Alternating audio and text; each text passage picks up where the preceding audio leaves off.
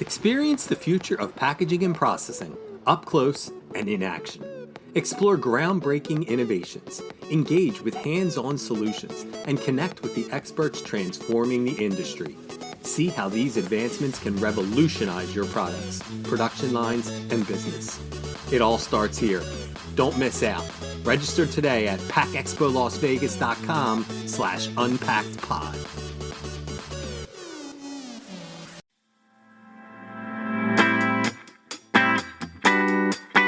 You're listening to Unpacked with PMMI, where we share the latest packaging and processing industry insights, research, and innovations to help you advance your business.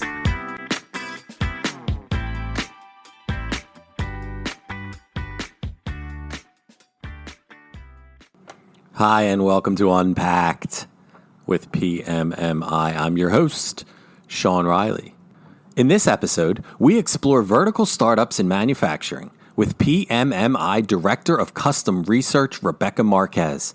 We discuss achieving rapid production efficiency through transparency, pre-planning, process optimization, and early OEM involvement. Hear insights from recent PMMI top-to-top discussions and learn strategies for overcoming common challenges in vertical startups that are facing the industry. Whether you're a CPG or OEM, this episode offers valuable tips for successful vertical startups. Let's have a listen.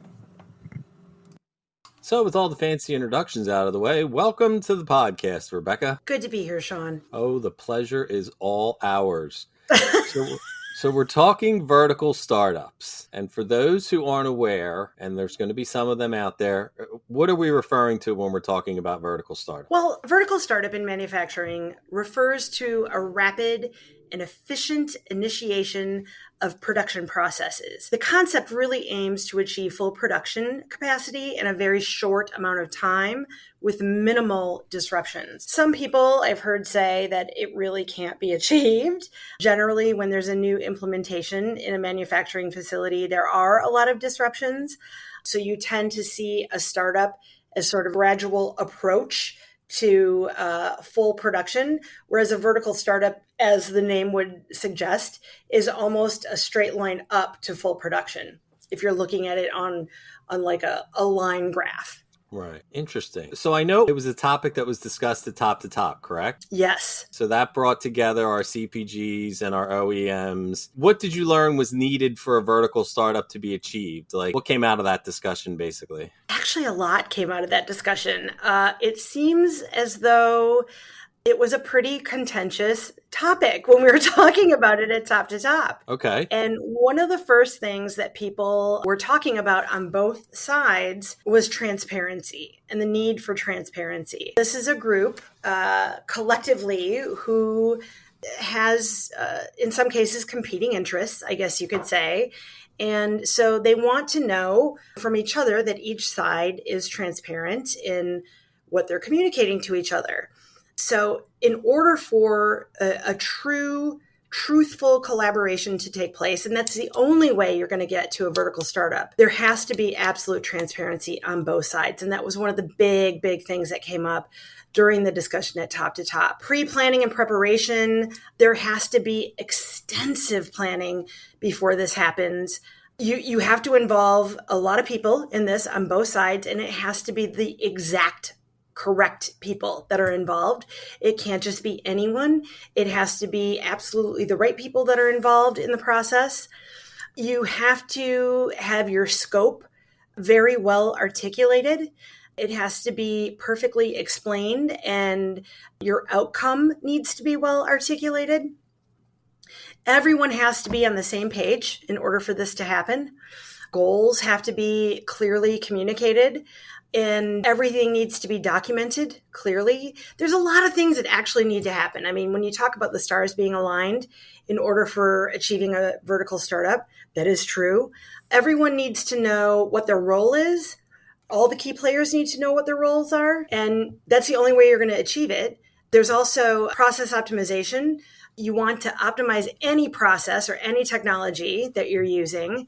Coordination and communication, you want to ensure that all communication on both sides is effective, efficient.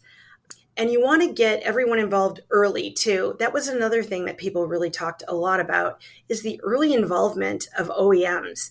This is a tricky one because in some cases, I think CPGs maybe don't want to involve the OEMs early.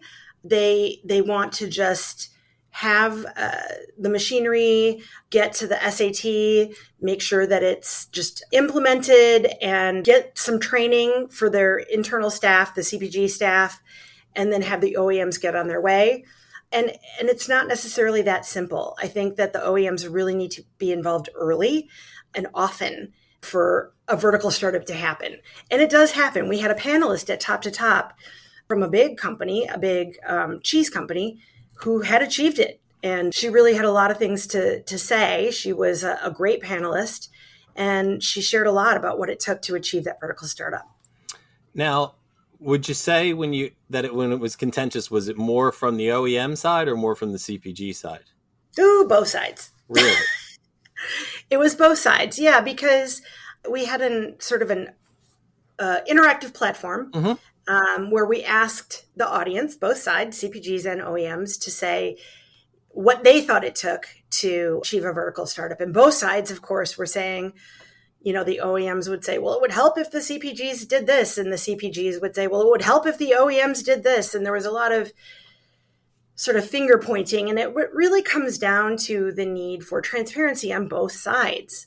As I was saying before, there are some perceived competing interests. And I do say perceived because I don't know if that's always the case, truthfully, but at least that's the perception. And so clarity and transparency really has to be communicated on both sides. It has to be a solid relationship, and a lot of transparency has to be in place in order for a successful vertical startup. Okay. So you've touched on a bunch with transparency being a big one, a partnership. Are there other specific parts of planning that can help facilitate the vertical startup, that can help make it go as smooth as I guess is possible?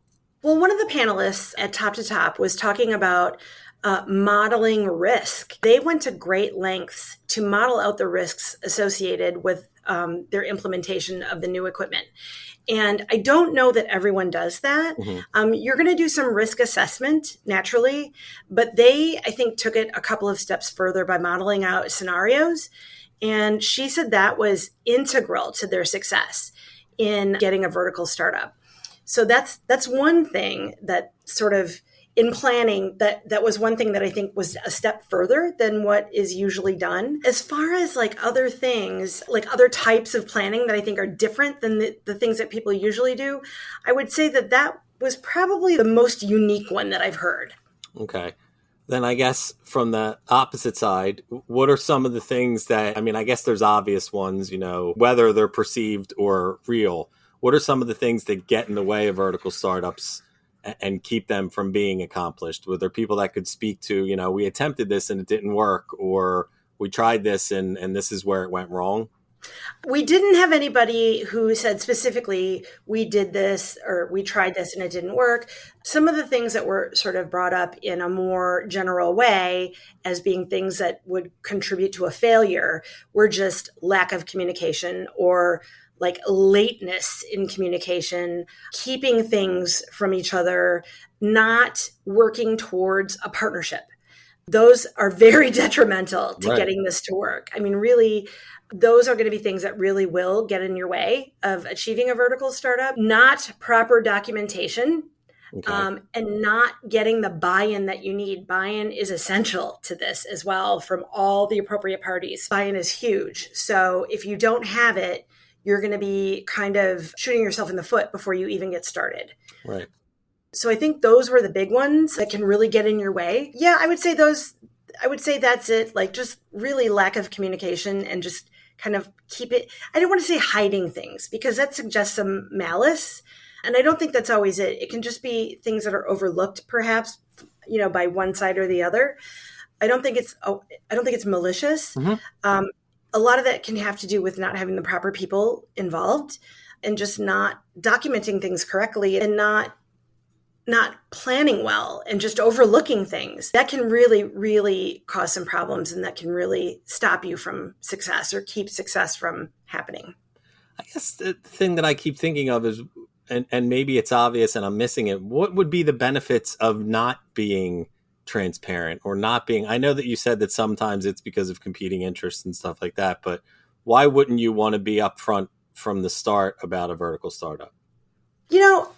I've thought of that too. And I don't know what it is that keeps each side from wanting to form like a deep partnership in order to get this to happen, aside from competing interests. I don't know if it's that the sides feel that they're giving up too much information about themselves by forming that partnership. I honestly am not sure. Okay.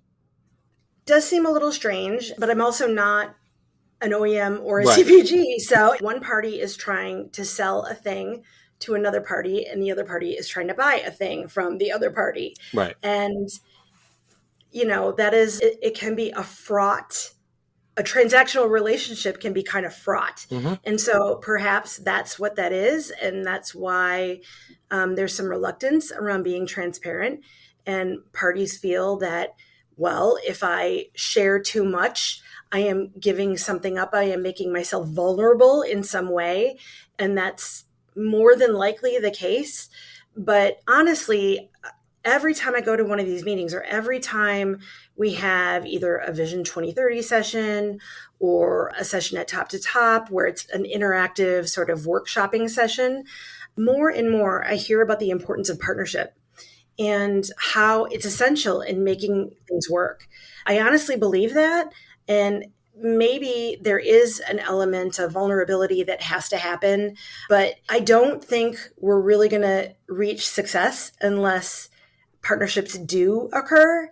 And whatever that has to look like, if you feel you're giving up too much to the other party, it's going to have to occur in some other way. That partnership is going to have to be formed in some other way, because you're just not going to arrive at success without being able to work with the other party in some kind of way where you're sharing. It's not going to be successful.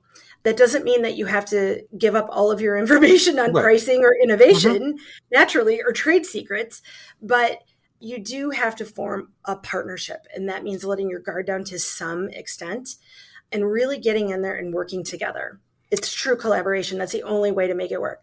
Yeah. When you even reference it being like a transactional relationship sort of, it seems that, and you've touched on this, that we hear so much now that both sides want a partnership or want a collaboration.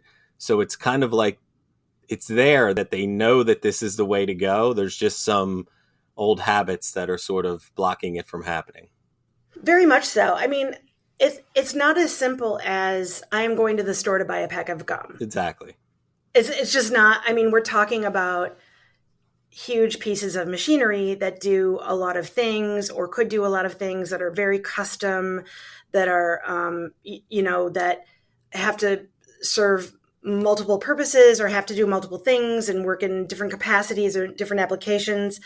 There's a lot of investment involved, and this is not purely transactional. I mean, these are pieces of machinery to solve problems. These are solutions. And it cannot be purely transactional, is what I'm trying to say. Yeah. You do have to have a relationship because you're creating something together. And I think it's truly important. We do hear it from both sides, yet there remains some reluctance. And that pull really did show itself during this conversation at Top to Top. The friction made itself evident during this conversation. It wasn't, nobody was throwing hands or anything like that, but it was definitely a spicy conversation, and it was fun. And I think we really got somewhere with it, but it also uncovered a lot of places where challenges still exist. Interesting. Very interesting. Well, I've already taken more than enough of your time. We just want to thank you again, Rebecca, for taking time out of your day to come on the podcast. Sure. Thank you for having me. Please rate, review, and subscribe. To do that, go to the iTunes podcast or Spotify app on your phone and search for Unpacked with PMMI.